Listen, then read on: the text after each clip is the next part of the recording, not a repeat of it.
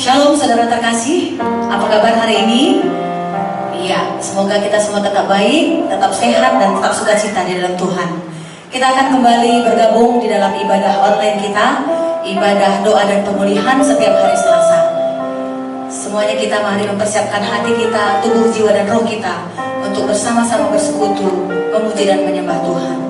Sebelum kita menaikkan puji-pujian kita, mari terlebih dahulu kita dengarkan tiupan sangkakala dengan sikap berdoa.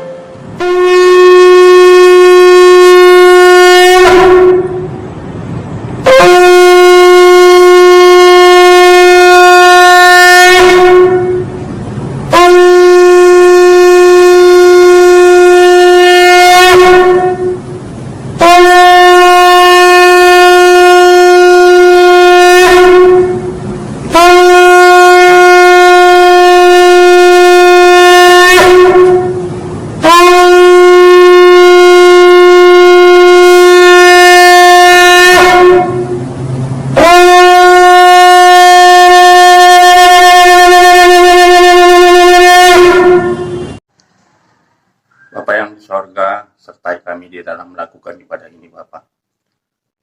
Jaga dan lindungi kami. Tutup bungkus kami dengan kuasa darah Yesus. Kami dengan semua bilangan keluarga kami.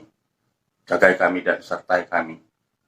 Dan tuntun kami melakukan ibadah ini dengan baik. Teman-teman kami yang belum bergabung dengan kami, ingatkan mereka agar kami bisa melakukan ibadah ini bersama-sama. Sesuai dengan kehendak Bapa Surgawi.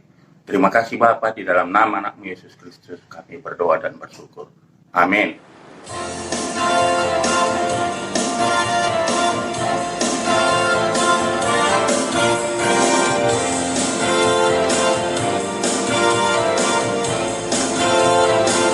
Hosana kami memuji-Mu Tuhan.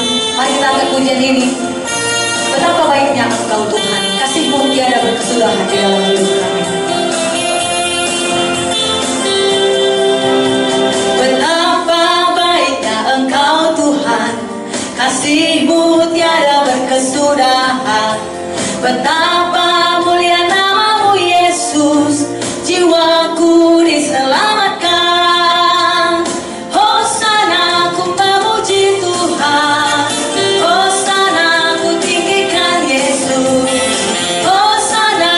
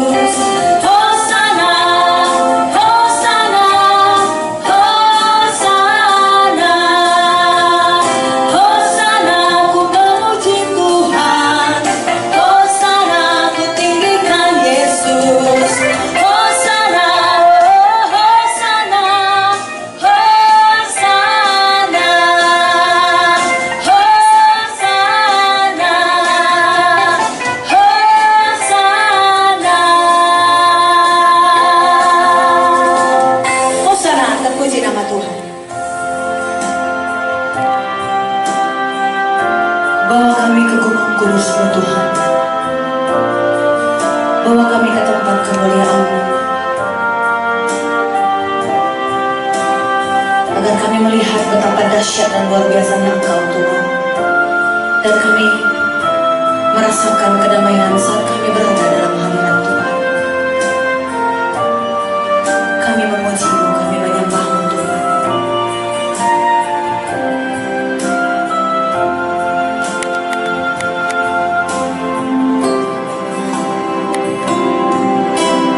Bawaku ke gunung kudus-Mu, ke tempat kediaman-Mu.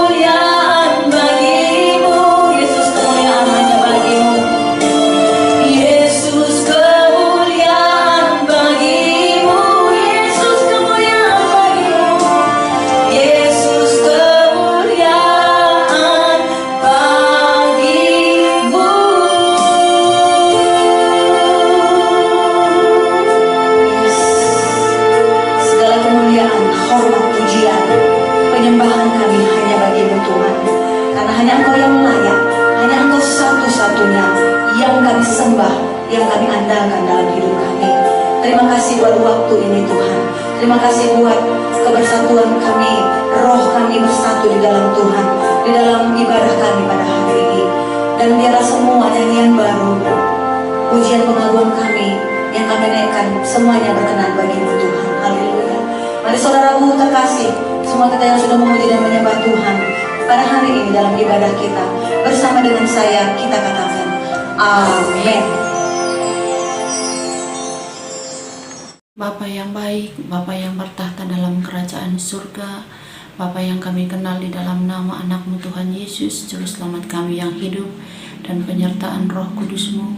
Terima kasih Bapa, terima kasih kami boleh melakukan ibadah kami saat ini, dan biarlah kiranya Bapa ibadah kami ini adalah ibadah yang berkenan di hadapan-Mu. Bapa, saat ini kami hendak menaikkan doa-doa syafaat kami ke hadirat-Mu. Sebelumnya suci kuduskan kami, layakkan kami menaikkan doa-doa syafaat kami ke hadapan-Mu. Bapa, kami berdoa untuk seluruh masyarakat Indonesia. Biarlah kiranya masyarakat Indonesia memiliki kesadaran yang tinggi untuk tetap taat dan melakukan protokol kesehatan, agar mereka boleh tetap melakukannya dengan sungguh-sungguh. Bapa yang baik, kami juga berdoa Bapa untuk semua pasien COVID yang saat ini masih ada di rumah sakit, dan begitu juga yang melakukan isolasi mandiri. Kiranya Tuhan, Engkau yang memberikan kekuatan kepada mereka, Engkau yang memberikan kesembuhan kepada mereka, dan mereka boleh dapat melalui ini semua ya Bapa dengan tetap mengucap syukur kepada-Mu saja. Bapa, kami juga berdoa untuk program vaksinasi yang saat ini sedang berjalan. Biarlah kiranya program ini dapat berjalan dengan baik dan mencapai target yang baik. Bapa yang baik, kami juga berdoa untuk semua tim medis, Polri, TNI. Kiranya mereka tetap mendapatkan kekuatan dan kesehatan dalam menghadapi kasus COVID di negara ini. Kiranya tetap Tuhan yang memberkati mereka. Bapa yang baik, inilah doa-doa syafaat kami. Tapi terlebih dahulu Bapa, ampunkan kami atas dosa dan kesalahan kami Bapa, agar kami layak menerima semua jawaban atas doa-doa kami. Terima kasih Bapa, hanya di dalam nama anak-Mu Tuhan Yesus kami berdoa dan mengucap syukur. Haleluya, amin. Salam saudaraku yang dikasihi oleh Tuhan Yesus Kristus. Kembali bertemu dengan saya Pendeta Kasna Barus dari Yayasan Sola Gracia Medan. Kita akan bersama-sama merenungkan, membaca firman Tuhan, mendalami supaya kita lebih kuat di masa-masa pandemi ini. Mari kita bersatu di dalam doa. Bapa di dalam sorga, kami bersyukur, kami berterima kasih oleh karena kemurahan-Mu. Engkau terus memberkati kami, menguatkan kami, meneguhkan kami.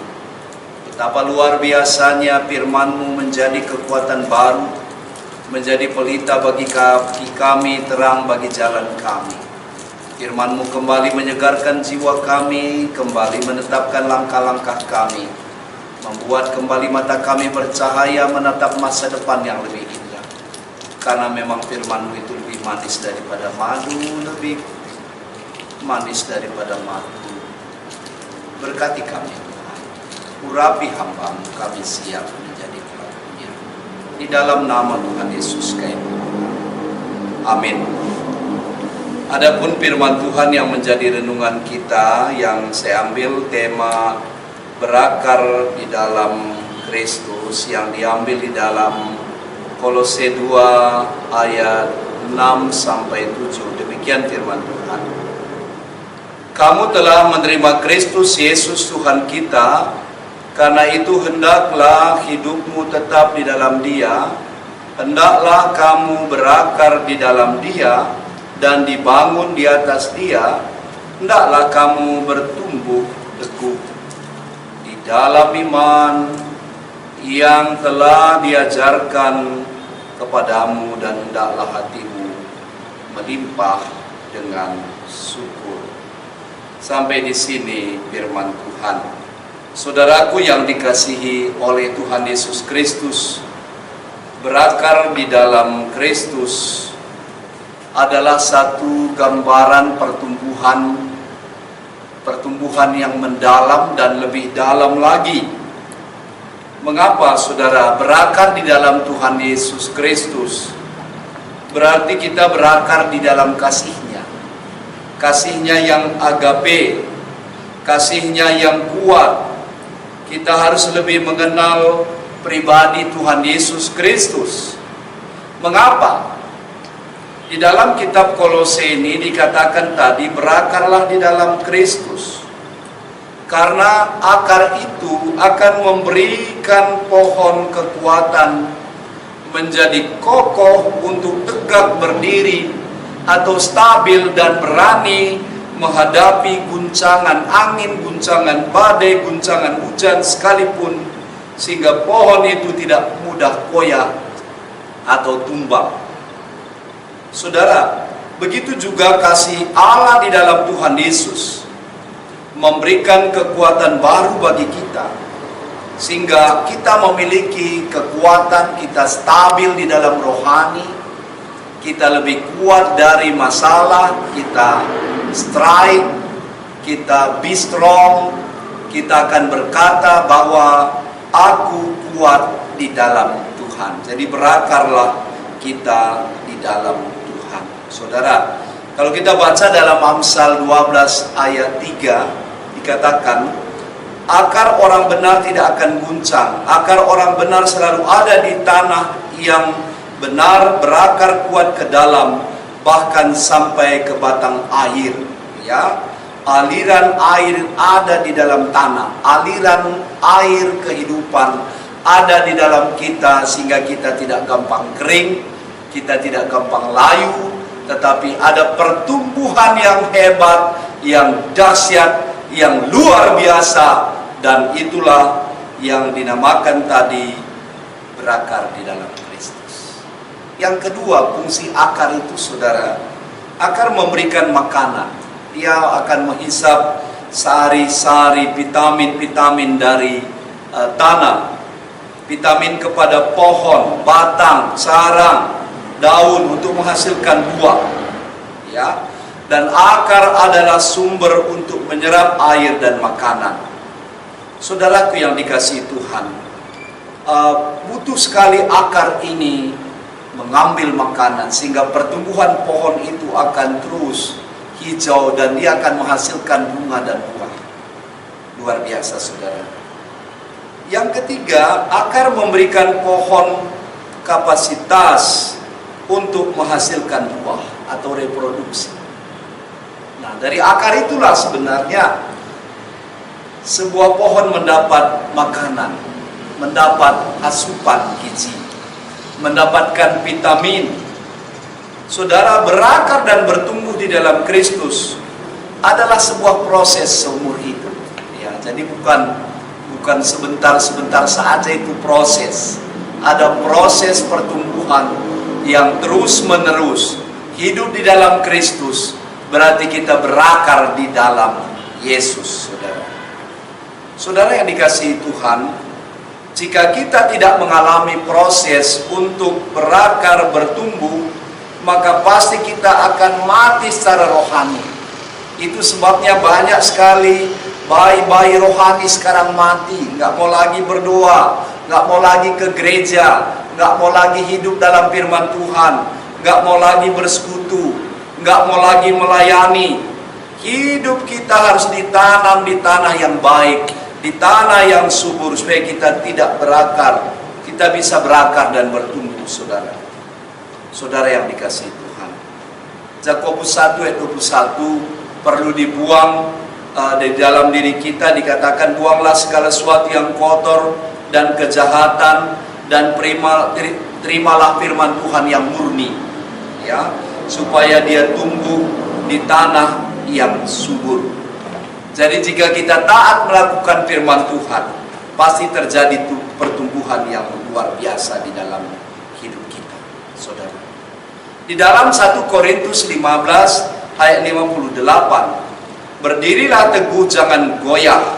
Ya, berdirilah teguh, jangan goyah. Kenapa kita harus teguh? Ya, kata teguh atau kokoh ini dinamai hedraios. Orang Yunani katakan hedraios, ya.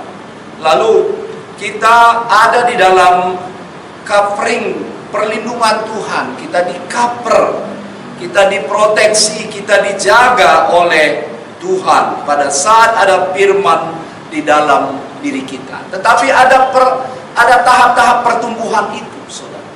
Ibarat sebuah bunga ini, ada tahap-tahap pertumbuhannya dan ada tahap supaya dia boleh menjadi berbunga, bahkan menghasilkan buah, saudara. Pertama, kita memang anak bayi rohani. Kita orang-orang muda, remaja-remaja rohani. Dan selanjutnya akan menjadi bapak-bapak dewasa. Dan dia akan memiliki anak-anak rohani yang harus dibimbing di dalam firman Tuhan, saudara. Nah, ini pertumbuhan yang tidak boleh kita hambat. Harus terus kita dipimpin oleh firman yang dikatakan dalam Kolose 3 ayat 1-5. Carilah perkara yang di atas, pikirkanlah perkara yang di atas, bukan di bumi, karena hidup kita ada di dalam Kristus. Ya, karena itu matikanlah dalam dirimu segala sesuatu yang duniawi. Jangan tamak, jangan pelit untuk Tuhan, untuk gerejanya, untuk pelayanan, untuk mengasihi orang lain. Jangan kita pernah pelit, saudara. Ini salah satu diantaranya bagaimana kita harus bertumbuh. Saudara yang dikasihi Tuhan, tadi dikatakan tetaplah hidupmu di dalam Dia, di dalam kasih dan kemuliaan-Nya. Karena kalau kita hidup di dalam Dia, berarti kita menyerap setiap hari makanan rohani. Kesukaan firman Tuhan itu menjadi kekuatan kita. Jadi ada 5 sikap yang perlu kita lakukan di dalam bertumbuh di dalam firman Tuhan. Pertama, mendengar, to listening. Yang kedua, membaca, writing, ya. Yang ketiga, bagaimana kita boleh memahami, mempelajari. Lalu yang keempat, kita menghafal. Lalu yang kelima, melakukannya. Ya, ini luar biasa. Saudara, kalau tadi dikatakan akar itu menopang pohon untuk berdiri kokoh dan tegak, membuat batang terus bertumbuh semakin besar, berdaun lebat dan berbuah. Saudara, dikatakan dalam Mazmur 1 ayat 1-3, berbahagialah orang yang tidak berjalan menurut nasihat orang fasik, yang tidak berdiri di jalan orang berdosa, dan yang tidak duduk dalam kumpulan pencemooh, tetapi yang kesukaannya ialah Taurat Tuhan, dan merenungkan Taurat itu siang dan malam. Ia seperti pohon yang ditanam di tepi aliran, maka dia akan berbuah pada musimnya, dan daunnya tidak akan layu, dan apa saja yang diperbuatnya berhasil. Luar biasa. Saudara yang dikasihi Tuhan, saya mau bertanya, sudahkah kita berakar di dalam Tuhan Yesus? Karena semua bangunan pengetahuan akan runtuh bagaikan puing-puing di atas satu kata, iman. Ya, kalau kita dirikan hidup kita di atas, katakanlah di atas pengetahuan, di atas kekayaan, di atas keterkenalan, nah itu tidak akan lama, semua akan runtuh bagaikan puing-puing. Tapi cobalah berakar kita di dalam firman Tuhan, ya. Yang dikatakan Yohanes 8 ayat 31-32, jikalau kamu tetap di dalam firman-Ku, kamu benar-benar adalah murid-Ku, dan kamu akan mengetahui kebenaran, dan kebenaran itu yang akan memerdekakan kamu. Kapan kita bisa merdeka dari ketakutan, dari kecemasan, dari sakit penyakit, kalau kita tidak hidup di dalam firman, tetap dalam Kristus, ya, tetap di dalam Kristus. Kata tetap ini yaitu kontinu, jangan pernah berhenti, ya. Lalu firman itu dilakukan katanya tadi dalam Yakobus 1 ayat 23 sampai 25. Sebab jika seorang hanya mendengar firman saja dan tidak melakukannya, ia adalah seumpama seorang yang sedang mengamat-ngamati mukanya yang sebenarnya di depan cermin. Baru saja ia memandang dirinya, ia sudah pergi atau ia segera lupa bagaimana rupanya.